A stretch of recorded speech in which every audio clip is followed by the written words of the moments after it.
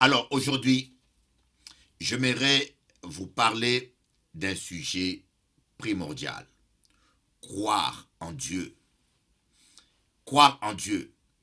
La Bible dit que Dieu a un plan de bonheur, un plan de bonheur, un plan de joie, un plan de paix pour vous. La Bible dit, Dieu dit, je connais le plan que je fais à ton sujet. Un plan de bonheur et de paix et non de malheur. Pour que tu aies un avenir d'espérance. Cher ami, moi qu'a dit ça, Dieu a un plan merveilleux pour toi. Dieu a un plan merveilleux pour toi. Et dans le plan de Dieu, il n'y a pas de frustration. Dans le plan de Dieu, il n'y a pas de place pour l'échec. Vous qui avez été déçus des hommes, ou vous qui ne croyez plus au bonheur, vous ne croyez plus que c'est possible une vie de paix, une vie de victoire. Peut-être les gens ne croient plus en vous. Peut-être ta famille t'a condamné. Nous avons tellement de gens qui ont été souvent rejetés. Mais n'oubliez pas que Dieu est un Dieu de rejetés. Et j'aimerais te dire une chose. Il n'est jamais trop tard. Voyez, ne me dites pas, oh Bishop Eli, à mon âge, je suis trop vieux pour recommencer à zéro.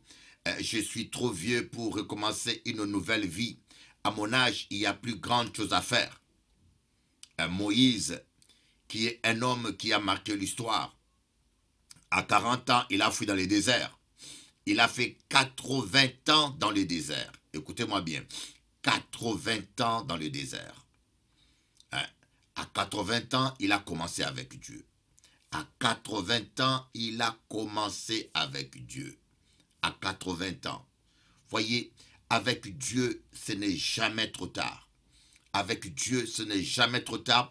Et si vous avez le sentiment d'avoir gâché votre vie et vous vous dites c'est trop tard à mon âge, ma vie est foutue, à mon âge j'ai tout raté, peut-être tu as fait faillite dans les affaires. Je crois qu'il y a quelqu'un là peut-être qui a fait faillite dans les affaires. Et on vous dit que vous êtes fini, que vous êtes, c'est terminé pour vous, ou c'est trop tard pour recommencer à zéro. Et moi, j'aimerais vous dire, avec Jésus, c'est jamais trop tard.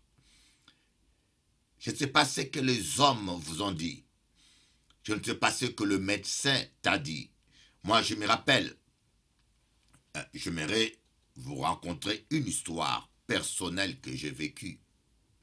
Il y a 10 ans, ou 15 ans, j'étais allé voir un cardiologue et j'avais du mal à respirer. Je sentais un gêne quand je respirais. Et je suis allé voir un cardiologue, un très bon cardiologue. Je crois qu'il est de Pointe-à-Pitre. C'était l'un des meilleurs spécialistes.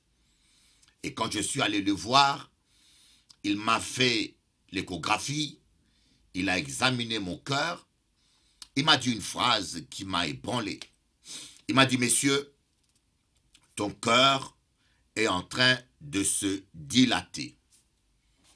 Bogamouin, ou ka le vrai cardiologue là, et cardiologue là qui dit ou que fondre. Ou savent déjà que via ou compter. J'ai compris que j'avais peu de jours, j'avais quelques mois ou une année à vivre. Le médecin est un être humain. Le médecin est un être humain comme toi.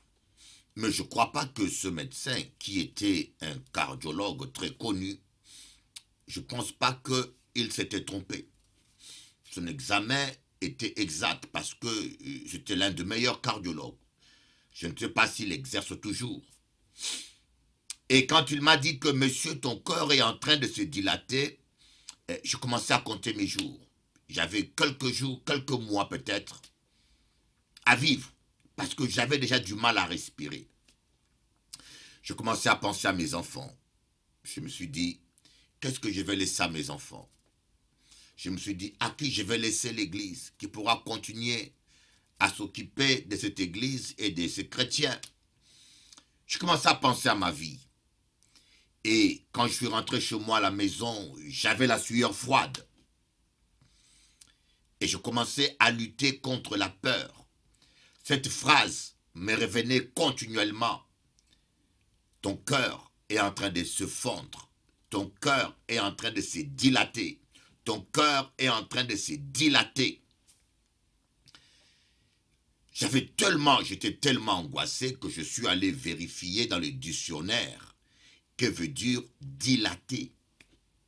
J'ai dit, je vais vérifier que veut dire dilater. C'est trop dur. Et je suis allé voir dilater, c'est un corps qui change d'état. Un corps qui change, qui passe de l'état solide à l'état liquide. Autrement dit, mon corps est en train de se liquéfier. Alors je dis, ça c'est la parole d'un homme. Ça c'est la parole d'un homme. Mais la parole de Dieu dit, par mes meurtrissures, vous êtes guéris. Si quelqu'un est malade là, il me suit. Si quelqu'un est en train de compter ses jours, on vous a dit que vous avez le cancer, on vous a dit qu'il n'y a plus d'espoir pour vous, on vous a dit que votre maladie est incurable. C'est à vous de choisir qui vous voulez croire. Vous voulez croire ce que Dieu dit, ou vous voulez vous appuyer sur ce que l'homme a dit. La parole de Dieu me disait, par les meurtrissures de Jésus, j'ai été guéri. Je dis, peut-être le diagnostic du médecin est vrai, mais Jésus, les meurtrissures de Jésus peut guérir toute maladie. Et tous les matins quand je me levais, je m'imposais les mains et je disais au nom de Jésus, cœur tu maigris, par les meurtrissures de Jésus, je suis guéri. Et le soir, avant de dormir, je m'imposais les mains sur le cœur. Je disais, cœur tu maigris, par le meurtrissure de Jésus, je suis guéri. Je l'ai dit pendant 30 jours. Et je me suis dit, 30 jours, ça suffit. Sûrement, il a déjà maigri. Il est redevenu normal. Et je suis allé voir un autre cardiologue du Pointe-à-Pitre. Un métropolitain, il s'appelait Monsieur Sourire. Et quand je suis arrivé, j'ai appris qu'il s'appelait Monsieur Sourire. J'ai commencé à sourire. Je me suis dit, là, j'aurai une bonne nouvelle. Et ce médecin a examiné mon cœur. Il m'a dit, messieurs, vous avez un cœur d'enfant. Vous avez un cardiogramme classique. Alléluia. Et après cela, je suis allé voir un deuxième médecin aux eaux claires, un cardiologue, un médecin indien, bien sûr, qui suit souvent mon émission. Quand il m'a vu, il était surpris. Je lui ai expliqué la situation. Il a examiné mon cœur et m'a dit, oh, tu as un cœur d'enfant. Tu as un cœur d'enfant. Et Jésus m'a guéri. Vous voyez, vous avez le choix de croire la parole de Dieu ou de vous appuyer sur la parole d'un homme. Un médecin peut faire un bon diagnostic. Peut-être on t'a dit que tu es condamné. Oui, selon les lois de la nature, tu es condamné. Mais avec Dieu, il n'est jamais trop tard. J'aimerais te dire, toi qui me suis là, avec Dieu, il n'est jamais trop tard. Jésus a payé le prix pour que tu sois guéri. Il n'y a aucune situation qui soit difficile devant notre Dieu. Si vous croyez, Jésus a dit, croyez seulement. Et des fois, nous voulons savoir comment est-ce que cela peut arriver. Comment est-ce que cela peut se passer? On se pose tellement de questions. Comment est-ce que ceci peut être possible? Mais Jésus-Christ s'est dit, crois seulement. Si tu crois, tu verras la gloire de Dieu. Ne cherche pas à réfléchir. C'est le diable qui vous amène à réfléchir.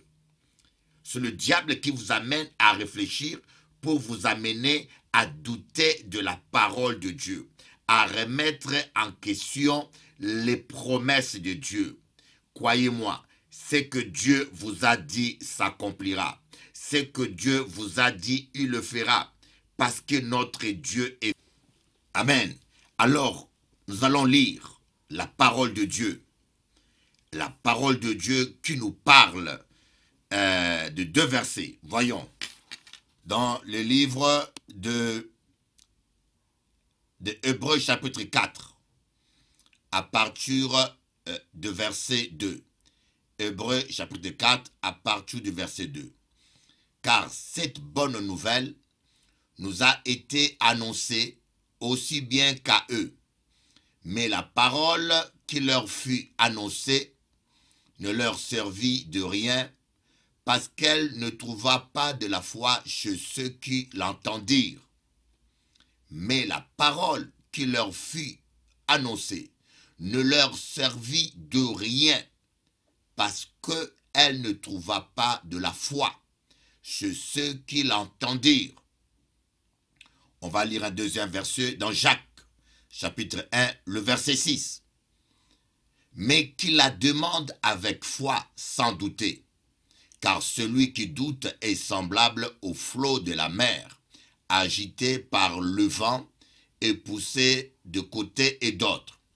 Qu'un tel homme ne s'imagine pas qu'il recevra quelque chose du Seigneur, mais qui la demande avec foi sans douter, car celui qui doute est semblable au flot de la mer, agité par le vent et poussé de côté et d'autre. Qu'un tel homme ne s'imagine pas qu'il recevra quelque chose de la part du Seigneur. Est-ce que vous comprenez ce que dit la parole de Dieu? La même parole a été annoncée aux enfants d'Israël, mais ils ne l'ont pas reçue avec foi. Et cette parole, elle n'a pas eu de fait. La parole de Dieu, les promesses de Dieu sont semblables à de graines de riz, ou de maïs, ou de arachide. Quand on vous donne des graines pour s'aimer, tant que vous ne la sémez pas, elle ne poussera pas. Si vous gardez les graines dans votre tiroir, bien sûr, ça va rester. Si vous le gardez au frais, ils seront restés au frais. Mais si vous ne la sémez pas, elles ne vont jamais germer. Vous ne verrez pas se manifester la vie qui est dans ces graines. C'est exactement la même chose avec la parole de Dieu. Quand vous gardez les promesses de Dieu dans votre tête, vous n'allez pas la vivre. Nous avons beaucoup de chrétiens qui gardent les promesses de Dieu dans leur tête. Vous connaissez toutes les promesses de Dieu. Il y en a même qui les récitent intellectuellement, qui les citent intellectuellement. Mais tant que vous ne croyez pas à cette promesse, tant que vous ne la saisissez pas, vous ne la sémez pas dans votre cœur, vous n'allez pas vivre le miracle. Cette promesse, cette parole ne vous servira à rien parce que vous ne l'avez pas reçue avec foi. Quand je vous dis que Dieu a un plan merveilleux pour votre vie, nous nous approchons de l'an 2017. Et je peux vous dire, dans le plan de Dieu, de belles choses sont devant vous. Pourquoi je vous l'ai dit? Parce que la parole de Dieu vous l'a dit. Votre avenir est radieux. Je ne sais pas si les gens voient votre avenir sans espoir, ou si les gens même vous ont déjà enterré vivant, ou si les gens ne croient plus en vous. Mais d'après la parole de Dieu, vous avez un avenir extraordinaire. Parce que Dieu est votre Père. Dieu dit, je connais le plan que je fais à ton sujet. Un plan de paix et de bonheur, afin que tu aies un avenir fait d'espérance, un avenir de joie. Le royaume des cieux, c'est la paix, la joie et la justice par le Saint-Esprit. Le royaume des cieux, quelqu'un qui appartient au royaume des cieux, quelqu'un qui appartient à Jésus-Christ et qui est rempli du Saint-Esprit, doit expérimenter la joie et la paix et la justice du royaume ici-bas. Jésus-Christ a dit, le royaume des cieux vient au-dedans de vous. Lorsque vous acceptez le Saint-Esprit, c'est le royaume des cieux qui vient au-dedans de vous. C'est le style du royaume, la vie du royaume, la santé du royaume, les bénédictions du royaume, les promesses du royaume qui viennent au-dedans de vous. Ce matin, moi je le dis, beaucoup à moi, amis à moi. Si vous essayez toute qualité de vie là, si tu as essayé tout genre de vie, vous avez changé madame, vous avez couru madame, tu as cherché le bonheur dans les femmes. Il y a beaucoup d'hommes qui ne sont pas fidèles à une femme et qui courent d'une femme à une autre. On les appelle de coureurs aux Antilles parce qu'ils courent. Et des fois, c'est un mal-être. En général, aux Antilles, nous avons la mauvaise manière, la mauvaise conception. Quand un homme est un coureur, on le prend pour un héros. Un homme, Bougla qui a couru madame à gauche, à droite, qui a fait tout le monde partout, il a dit coca moins fort même. On pense que c'est un homme qui est énergique, qui est super puissant. Mais je peux vous démontrer le contraire. Il y a des hommes qui peuvent avoir 5 maîtresses et qui n'ont même pas assez d'énergie pour sortir avec 2 maîtresses. Il y a des hommes qui peuvent avoir 3, 4 maîtresses, mais qui n'arrivent même pas à satisfaire une seule femme. Et ce n'est pas un signe de vigueur, courir les femmes. Au contraire, un vrai connaisseur, c'est qu'un homme qui est instable sentimentalement, sexuellement, émotionnellement, c'est quelqu'un qui a un mal-être à l'intérieur de lui. C'est quelqu'un qui est malade psychologiquement ou émotionnellement. C'est quelqu'un qui a eu des problèmes souvent profonds dans son enfance ou qui a un mal-être. Et c'est une personne qui mérite un traitement spirituel, si pas un traitement psychologique. Il mérite d'être pris en main et pour être guéri. Voilà pourquoi je t'ai dit, tu cherches un bien-être dans la sexualité pervertie. Tu cherches un bien-être en changeant de femme. Et tu as plusieurs femmes, regardez-les bien, aucune d'elles ne satisfaite. La femme à la maison n'est pas heureuse, pas satisfaite parce que aucune femme ne voudra partager son mari. Voilà, et la femme, la maîtresse avec qui tu sors, elle n'est pas satisfaite parce qu'aucune femme ne voudra être maîtresse à vie. Vous voyez? Et la femme qui est à la maison est malheureuse et la maîtresse qui est à l'extérieur, elle n'est pas satisfaite non plus parce qu'elle voudrait t'avoir pour lui. Et en fin de compte, vous tombez dans un système, dans un monde où votre argent va à gauche, à droite. Vous n'êtes ni bien ni à gauche ni à droite. Parfois, les maîtresses font la sorcellerie pour vous garder. Je connais beaucoup des hommes qui ont été envoûtés, beaucoup de femmes qui ont été envoûtées par les maîtresses de leur mari. Moi, j'ai dit où ça? Cette vie-là n'a pas de bonheur. Cette vie-là, Dieu n'a pas créé un homme pour qu'il vive comme ça. Au commencement, Dieu a créé Adam et Dieu a créé Ève. Bien qu'aujourd'hui, beaucoup de théologiens africains commencent à retourner à la polygamie, que j'appelle la polygamie évangélique. Mais Dieu n'était pas polygame. Au commencement, Dieu a créé Adam et Ève. Dieu a dit, il n'est pas bon que l'homme soit seul. Et s'il fallait 2 femmes, Dieu allait créer 2 femmes. Au commencement. Je dis bien au commencement. Quand nous allons en Christ, nous retournons au commencement. Parce que dans la loi, Moïse avait permis à l'homme de répudier sa femme pour n'importe quelle raison quand cette femme ne lui plaît pas. Mais Jésus a dit, il n'en était pas ainsi au commencement. Quand nous rentrons en Christ, Christ nous ramène au commencement. Vivre en Christ, c'est être dans le premier jardin. Et au commencement, il y avait un Adam, il y avait une Ève. Quand vous êtes rempli du Saint-Esprit, vous avez besoin que d'une seule femme. Vous n'avez pas besoin de plusieurs femmes. Et c'est le diable qui vient vous mentir c'est le diable qui vient vous perturber. Mais moi, j'aimerais vous dire, le bonheur est à votre portée si vous acceptez Jésus-Christ comme votre Seigneur et Sauveur. Pas qu'à parler des religions. Je ne vous parle pas des religions. Je ne vous dis pas que le bonheur est dans ma religion. Je ne vous dis pas que le bonheur est dans mon église, que vous êtes obligé de quitter votre église pour venir me suivre moi. Voilà, ça c'est le gourou, des gourous évangéliques. Parce qu'il y a beaucoup de gourous évangéliques, des gens qui se présentent comme pasteurs, mais qui utilisent la Bible pour séduire, manipuler et voler, manipuler les gens. Moi je vous dis, le bonheur, c'est auprès de Jésus. Même chez vous à la maison, vous pouvez rencontrer Jésus-Christ. Vous pouvez faire cette expérience merveilleuse de rencontrer Jésus. Si vous croyez. Et moi, aujourd'hui, moi, je voulais dire simplement, le bonheur, c'est possible. La joie, la joie, la joie.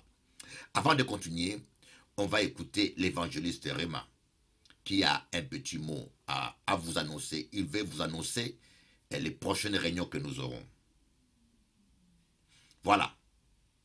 Après avoir écouté l'évangéliste Réma, nous allons continuer dans notre sujet.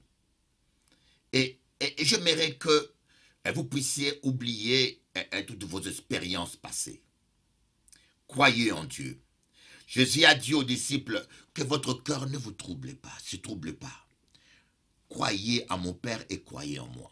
Que ton cœur ne se trouble pas parce que on t'a dit ceci, parce que ton mari te fait de menaces de divorce, ou parce que ta femme te fait de menaces de divorce, ou parce que simplement le médecin t'a dit que ton cas est désespéré, ou parce que ton entreprise est en train d'être licenciée, ou parce que tes affaires marchent mal. Que ton cœur ne se trouble pas. Tourne-toi vers Jésus. Je suis convaincu que Dieu peut t'aider. Dieu peut t'aider. Parce que Jésus-Christ t'aime. La Bible dit que Dieu a tant aimé le monde qu'il a donné Jésus-Christ, son Fils unique, afin que quiconque qui croit en lui ne périsse point et qu'il ait la vie éternelle. Jésus, c'est la seule solution universelle. Jésus, c'est la solution universelle. Jésus est la solution pour tes problèmes économiques. Jésus est la solution pour tes problèmes sentimentaux. Jésus est la solution pour ta santé. Jésus est la solution pour la vie éternelle. Jésus est la solution. Jésus est la solution pour tes problèmes financiers. Jésus, c'est la solution universelle à tout problème. C'est l'unique solution, mes amis. Voilà pourquoi je prends mon temps pour t'annoncer cela. Donne ton cœur à Jésus. Et il n'y a pas pire que quelqu'un qui croit en Jésus, mais qui ne marche pas avec Jésus. Vous devez marcher à 100% avec Jésus. Vous devez prendre la décision de marcher avec Jésus. Croyez la parole de Dieu. Et tant de fois, nous voyons dans Jacques chapitre 1, nous avons vu ça. La Bible dit que celui qui doute, il est comme les vagues de la mer, ballotté à gauche et à droite. Un homme qui doute, un tel homme qui ne pense pas qu'il peut recevoir quelque chose de la part du Seigneur. Un tel homme qu'il ne pense pas qu'il peut recevoir quelque chose de la part du Seigneur. Et vous comprenez pourquoi parfois nous prions pour la guérison, mais nous ne recevons pas de guérison. Nous prions pour le miracle, mais nous ne recevons pas de miracle. Nous prions pour une intervention divine, mais nous ne la vivons pas. Et c'est parce que nous doutons beaucoup.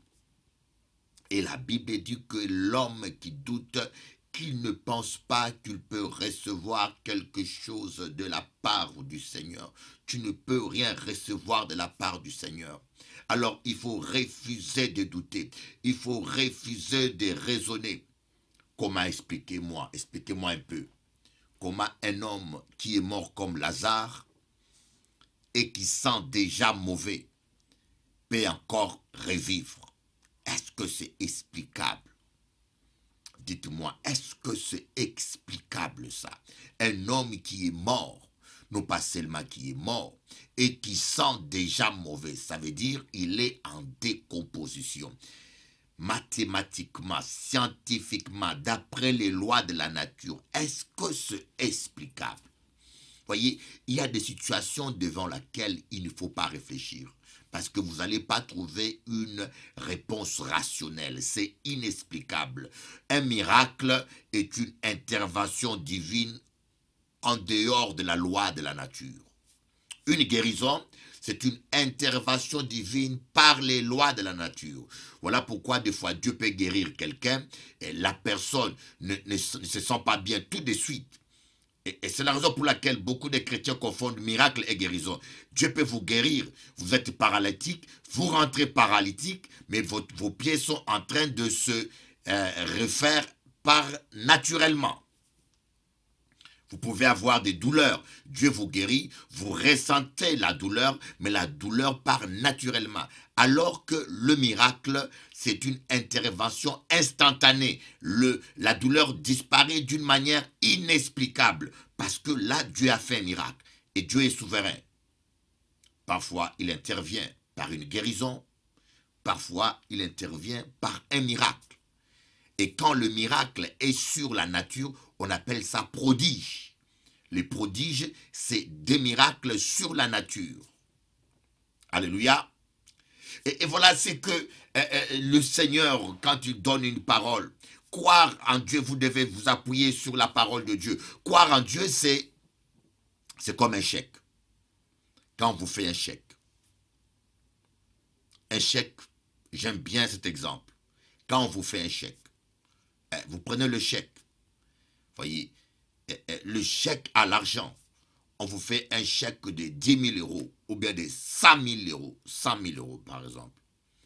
Vous êtes potentiellement riche, mais tant que vous n'encaissez pas ce chèque, vous resterez pauvre.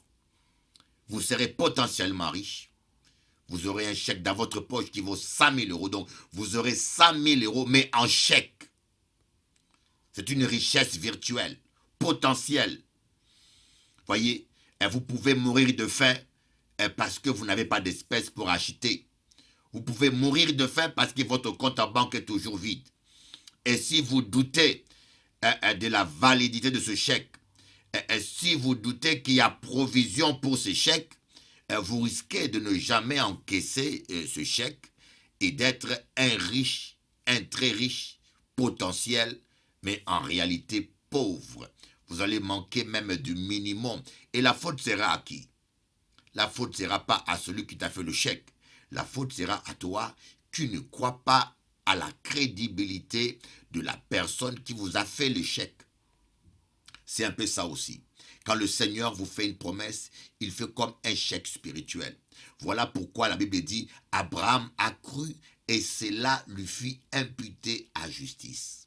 Abraham a cru et cela, quelque part, Abraham a encaissé le chèque et l'argent fut viré à son compte. Abraham a encaissé le chèque et la justice s'est accomplie, l'argent a été viré à son compte. Et si Abraham n'avait pas cru, il n'aurait pas reçu les promesses de Dieu. Nous avons reçu beaucoup de promesses de Dieu. Tu as reçu des promesses de Dieu. Mais si tu ne crois pas dans ces promesses, tu ne la vivras pas. Dieu t'a promis plein de choses dans sa parole. Mais il faut que vous puissiez croire à ce que Dieu vous a dit. Ne vous appuyez pas sur ce que vous sentez. Ne vous appuyez pas sur ce que vous voyez. Ne faites pas comme Isaac. Pour recevoir la bénédiction d'Ésaü, Jacob, il a mis la peau de bélier sur lui. Parce que Ésaü était poileux. Alors il a mis la peau de bélier et quand il est allé voir son père Isaac, il lui a donné à manger. Qu'est-ce que Isaac a fait? Isaac a tâté la main de Jacob. Il a dit, c'est la voix de Jacob, mais c'est la peau d'Isaac. Il y avait deux voix. Il y avait deux manières, deux optiques, où il croyait à la voix qu'il entendait ou il croyait à la peau qu'il sentait. Isaac a préféré croire à ce qu'il sentait avec ses mains. Ah non, il a préféré croire à ce qu'il sentait avec ses mains et il a béni Jacob à la place d'Ésaü. C'était une erreur. Ne vous appuyez pas sur ce que vous sentez. Tu attends la voix de Dieu. Tu attends la parole de Dieu. La foi vient de ce qu'on attend, pas de ce qu'on sent. La foi vient de ce qu'on attend. Parfois, nous sommes comme des Isaac.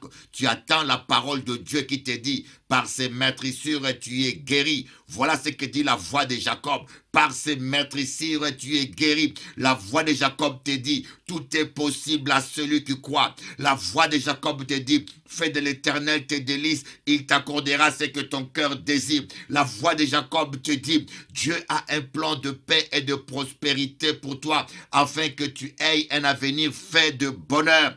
Voilà ce que dit la voix de Jacob. Mais toi, tu sens sur toi, tu sens la peau, tu sens le bélier, tu vois, le mensonge du diable qui te fait sentir la peau d'un bélier à la place de la peau d'Ésaü. Le mensonge du diable te fait croire que tu as toujours mal. Tu sens encore la douleur. Mais la parole de Dieu te dit que par ses maîtrissures, tu es guéri. Mais tu continues à sentir la douleur. Qui tu vas croire? Tu vas croire la voix de Jacob ou tu vas t'appuyer sur ce que tu sens? La plupart des fois, nous les humains, nous nous appuyons sur ce que nous sentons. Nous n'écoutons pas la voix de Jacob. Nous n'écoutons pas la voix de la parole de Dieu. J'aimerais te dire, ton Dieu t'aime. Ton Dieu t'aime. Bon Dieu n'est pas placé au sur terre pour souffrir toute vie. Bon Dieu n'est pas placé au sur terre pour vivre malheur sur malheur. Bon Dieu n'est pas placé au sur terre pour galérer. Moi, pas quoi ça. Bon Dieu t'aime. Dios te ama. Dios tienes un propósito maravilloso. Un propósito de paz. Un propósito de felicidad. Porque Dios es bueno. Je suis convaincu que si tu donnes la première place à Jésus, tu connaîtras le bonheur, tu connaîtras le vrai bonheur et tu auras la joie de vivre. Tu oublieras tes malheurs, tu oublieras tes souffrances. Ne t'appuie pas sur cette douleur que tu sens. Ne t'appuie pas sur cette souffrance que tu vois. Ne t'appuie pas sur ce que les gens disent. Ne t'appuie pas sur ce que le médecin a dit. Le médecin a fait son diagnostic. Ça peut être exact, mais la parole du médecin n'est pas la parole de Dieu. La parole de Dieu dit autre chose. Il n'est pas trop tard. Il n'est pas trop tard pour toi. Il n'est pas trop tard pour moi. Tu n'es pas encore assez vieux. Tu as encore de beaux jours devant toi. Voilà ce que je veux te dire. Tu as encore de beaux jours. Même si ton ex-mari t'a dit que tu es moche. Ça, c'est lui. Ça, c'est lui, n'est-ce pas? Il y a un homme pour qui tu es très belle. Il y a un homme pour qui tu es la plus belle femme de la terre. Dieu t'a créé. Il t'a tiré de la côte d'un homme pour qui tu seras la plus belle de femmes. Même si ta femme t'a jeté, il y a une femme qui t'aimera. Il y a une femme devant laquelle tu seras un prince, qui te coupera la barbe, qui te donnera à manger à la cuillerette, qui prendra soin de toi comme un petit roi. C'est encore possible. C'est encore possible. Quel que soit ton âge, c'est encore possible. Je vais encourager quelqu'un. Je vais encourager quelqu'un. Je vais encourager quelqu'un. Que cette parole te serve à quelque chose. Reçois-la avec foi. Rappelez-vous, Jésus n'a pas pu guérir des malades dans son propre village. Il n'a pas pu guérir les malades dans son propre village. Parce que les gens le regardaient comme le fils du charpentier. Les gens, au lieu de voir, de se connecter à l'onction qui était en lui, mais les gens le regardaient d'après son passé. Les gens le regardaient avec préjugés. Et ainsi, le préjugé bloque nos foi. Les préjugés, le raisonnement, ça nous empêche à libérer notre foi. confessez la parole de Dieu. Confessez la parole de Dieu, espérant contre toute espérance. Confessez la parole de Dieu, déclarez la parole de Dieu. Dites tous les matins, je m'en sortirai, et commencez à louer Dieu pour les choses qu'il fera, qu'il n'a pas encore fait. Commencez à remercier Dieu pour l'argent que vous ne possédez pas encore, que vous croyez que vous posséderez. Commencez à remercier Dieu pour les guérisons que vous ne voyez pas, que vous ne sentez pas, que même vous croyez que vous l'avez déjà par la foi. Commencez à bénir Dieu. Rendez grâce à Dieu. Rendez grâce à Dieu. Dis Seigneur, je crois que tu contrôles ma vie. Dis Seigneur, je crois que ma vie est entre tes mains. Dis Seigneur, je crois que tu tiens le monde entre tes mains. Rien n'est trop fort devant toi. Rien n'est trop fort. Vous pouvez vous imaginer la puissance de la prière d'un enfant de Dieu. Voilà pourquoi le diable est terrorisé quand il sait que tu pries. Voilà pourquoi le diable est terrorisé quand il sait que tu vis dans la sainteté. Parce qu'il sait que c'est le péché et le doute qui peut annuler vos prières. Satan sait qu'il ne peut pas affronter la puissance qui est en toi. Cette puissance-là, c'est avec cette puissance que Dieu a ressuscité Jésus-Christ d'entre les morts. C'est avec cette même puissance que Josué a prié. La prière de Josué a arrêté toute la galaxie. On dit que le soleil s'est arrêté. Dieu parle un langage de telle manière que les humains puissent le comprendre. On aurait dit que Dieu a arrêté la terre. Personne n'aurait compris cela. Mais Dieu parle le langage pour que les gens le comprennent. Voilà pourquoi Dieu a dit, la Bible dit que Josué a prié, le soleil s'est arrêté. Ce n'était pas le soleil, c'était le système solaire. Quand on dit le soleil, on ne parle pas que de la planète. Ici, on fait allusion au système solaire. Donc, pour que le soleil ne bouge plus, il faut que toutes les planètes qui gravitent en équilibre autour du soleil puissent être arrêtées. Parce que la Terre seule, elle ne peut pas s'arrêter sans qu'il y ait un déséquilibre. Tous les systèmes solaires est un système équilibré. Il suffit qu'un astre puisse quitter sa trajectoire, que cela puisse entraîner le déséquilibre de tous les systèmes. Donc, il était impossible que le soleil ne bouge pas sans que tous les systèmes solaires soient suspendus. Imaginez-vous la prière d'un homme comme Josué à arrêter tous les systèmes solaires. Quelle puissance, quelle énergie. Aucune bombe atomique ne peut dégager autant d'énergie. Aucun être humain ne peut dégager autant d'énergie. Oh, ta prière, mon ami, est tellement puissante qu'elle terrorise le diable, qu'elle fait peur au diable. Il dort mal, il a peur. Voilà pourquoi il veut à tout prix annuler tes prières en te tentant tous les jours pour te pousser à pécher ou pour te pousser à douter parce que tu es quelqu'un de redoutable pour lui. Bon Dieu bénisse.